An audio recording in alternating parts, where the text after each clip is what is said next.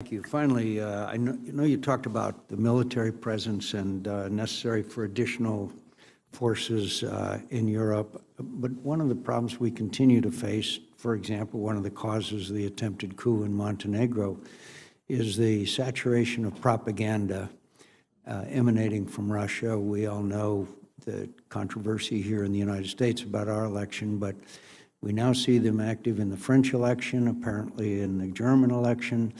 But more importantly, they're inundating the Baltics in particular.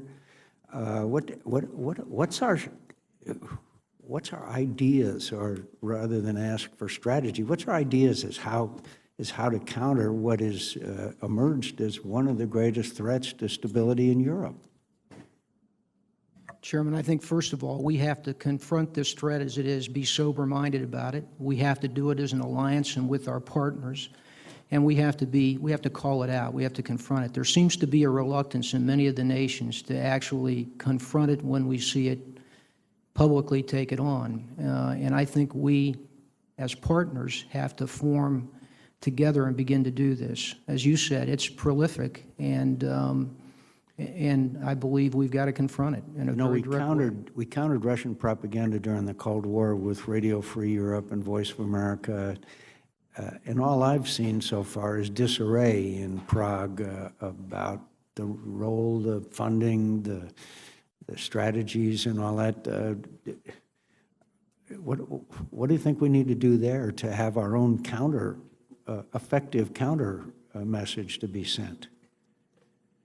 And well, I know that's not exactly in your area of responsibility, but I think it's a kind of warfare. Sure it is. It is. The Russians see this as a part of that spectrum of warfare. That's their asymmetric approach.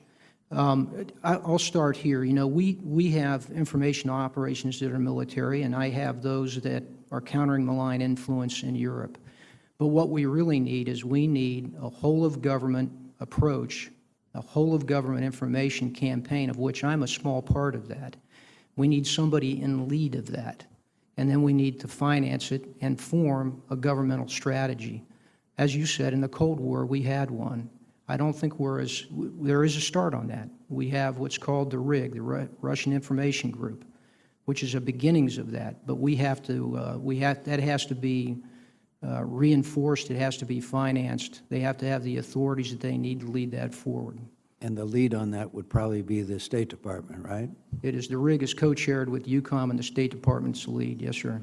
So it wouldn't help you any if we slashed the spending for the State Department? No, sir. Senator Reid.